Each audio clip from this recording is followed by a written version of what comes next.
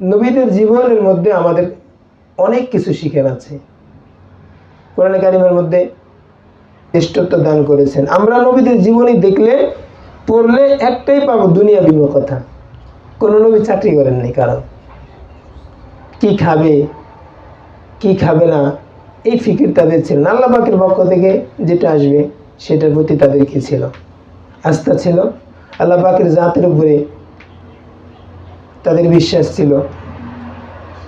ওভাবেই তারা জীবন অতিবাহিত করেছে।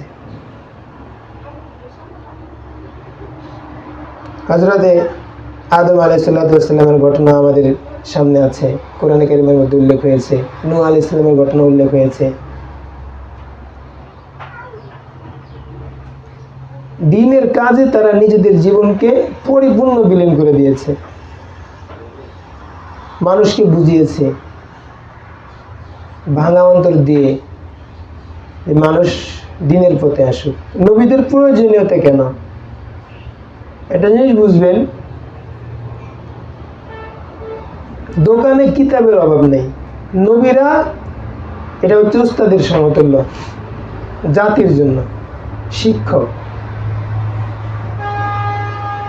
বর্তমানে কিতাব কোরআন শরীফ আমাদের এখানে অনেক, কিন্তু সবাই কি পড়তে পারে? পারে না, কারণ কিতাব থাকলেই পড়া যায় না। লাইব্রেরিতে, মাকতাবাতে হাজারো কিতাব আছে, এই জন্য কি সবাই আলেম, সবাই জ্ঞানী, সবাই ডাক্তার, সবাই ইঞ্জিনিয়ার? না, উস্তাদের কাছে পড়তে হয়। আল্লাহ পাক প্রত্যেক যুগে কিতাব প্রেরণ করেছেন আকাশ থেকে, আসমান থেকে মানুষের জন্য, কিন্তু এই কিতাব থেকে মানুষ হেদায়েত পায় না। প্রয়োজন হচ্ছে উস্তাদের। প্রাসঙ্গিক আলোচনা করতে হয়। আমাদের যারা শিক্ষক থাকবে, উস্তাদ থাকবে, আমি আমার জন্য বলি, আমাদের জন্য বলি, যথেষ্ট শ্রদ্ধা করব, কখনো তাদের বিরোধিতায় যাব না। উস্তাদদের প্রতি আমাদের কি থাকবে? আন্তরিকতা, ভালোবাসা অনেক বেশি থাকতে হবে, নাহলে জীবনে সফলতা অর্জন করা যাবে না। কোনো বিষয় নিয়ে উস্তাদের বিরোধিতায় যাব না। নবী আর আসবে না, নবীদের মিশন আমরা উস্তাদের মাধ্যমে বুঝে নিব। কোরআন আমি নিজে নিজে বুঝতে পারবো না। কে একে একে হাফেজ হতে পারবে? পারবে না, তাকে পড়তে হবে কারো কাছে। কেন? তার ঘরে তো কোরআনও আছে, কায়দা আছে, আমপারা আছে, সিফারা আছে, সবই আছে। এটা সিস্টেম। এজন্য নবীরা ছিলেন মানুষের কাছে উস্তাদ সমতুল্য, আদর্শ উস্তাদ, দয়াবান উস্তাদ, দয়াশীল উস্তাদ। মানুষকে বুঝিয়েছেন বারে বারে, দ্বীনের কথা বুঝিয়েছেন। নিজে কি খাবে, নিজের ছেলে মেয়ে কি করবে, এরকম করেননি। উম্মত কি হবে, উম্মতের কি অবস্থা হবে, উম্মতকে কিভাবে জাহান্নাম থেকে বাঁচানো যায়, এরকম ফিকির নিয়ে তারা কাজ করেছেন, দরদ নিয়ে।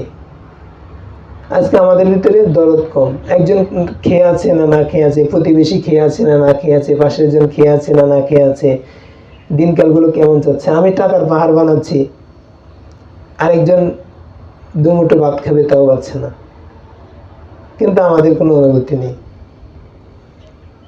নবীদের জীবন থেকে এই জিনিসটা আমরা শিখতে পারি।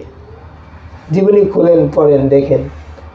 নূহ আলাইহিস সালাম ৯৫০ বছর একটা কাজই করেছেন। ওয়ালাকাদ আরসালনা নূহান ইলা কওমিহি ফালাবিসা ফীহিম আলফা সানাতিন ইল্লা ৫০ আমা।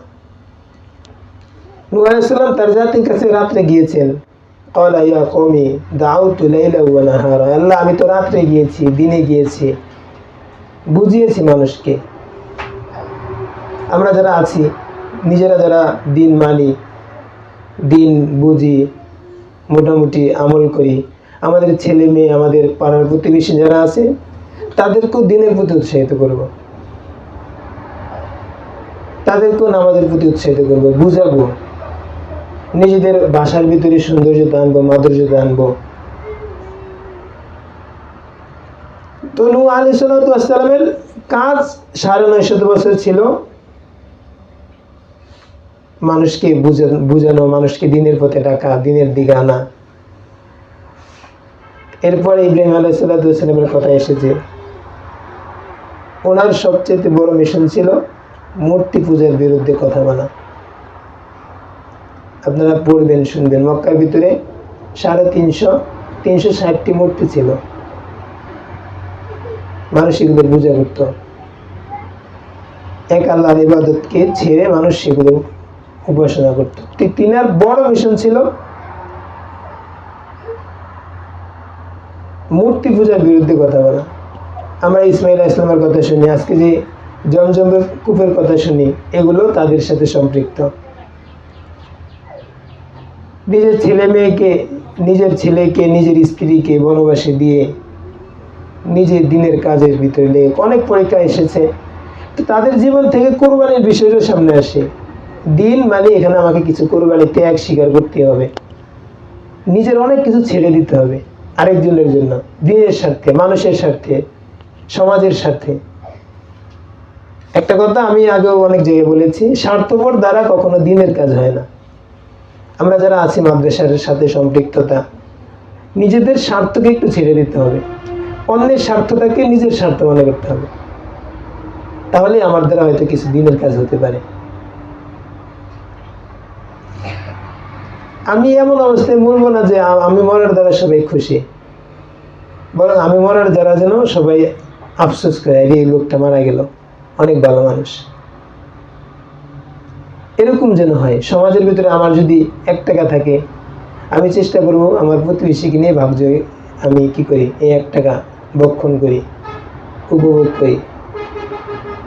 এরকম একটা মন মানসিকতা আমরা সবাই নিয়ে যাই। ঝগড়া বিবাদে কখনোই যাব না। আল্লাহ পাক আমাদের সবাইকে হেফাজত করেন। অনেক খারাপ জিনিস, দুইটা কুকুর যখন চিল্লাচিল্লি করে, কামড়াকামড়ি করে, এটা কেমন দেখা যায়? অনেক খারাপ দেখা যায়, অনেক খারাপ দেখা যায়। কিতাবের মধ্যে উদাহরণ আসে, আমাদের উর্দু ছোট ছোট কিতাব আছে, উর্দু পড়েনি, ওখানে কয়েকটা ঘটনা এরকম উল্লেখ করেছে। পিপিলিকার একটা উদাহরণ দেওয়া হয়েছে কিতাবের মধ্যে। আপনি যদি একটা ভাত নিচে পড়ে থাকে, একটা বুট নিচে পড়ে থাকে, ছোট একটা খাবার নিচে পড়ে থাকে, যখন একটা পিপিলিকা আসে তখন সে একা আসে না, তখন সে আবার দেখবেন যে ওটা প্রথমে আসবে, দেখবে যে এখানে একটা খাবার আছে, সে এবার গিয়ে আরো কয়েকটা নিয়ে এবার আসবে, একসাথে কতগুলো আসবে, দল বেঁধে আসবে, এসে খাবারটা নেবে। আর কুকুরের অবস্থা হলো, সে একা যত একটা আস্ত গরু যদি পায়, সে আরেকটাকে মুখ দিতে দেবে না, চিল্লা করবে। আমাদের কিতাবটার মধ্যে এভাবে এটা বুঝিয়েছে, আমাদের অবস্থা হবে পিপিলিকার মতো। নিজে 1 টাকা পেলে নিজে কিছুর মালিক হলে চেষ্টা করবো অন্যদেরকে নিয়ে খাওয়ার জন্য।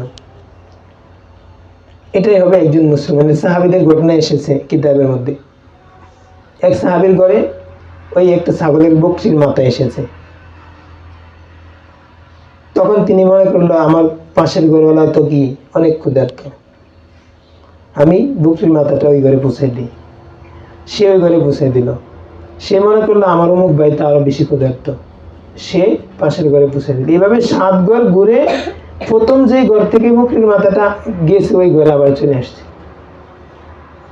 এটা হলো সাহাবীদের জীবন। এগুলো জীবন তো আমাদের সামনে আছে, কিন্তু আজকে আমাদের ভিতরে এগুলো নাই।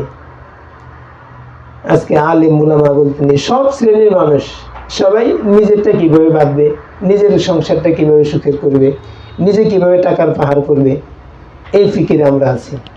আল্লাহ পাক আমাদের সবাইকে আখিরাতের বিষয়গুলো পরিপূর্ণভাবে মানার তৌফিক দান করেন।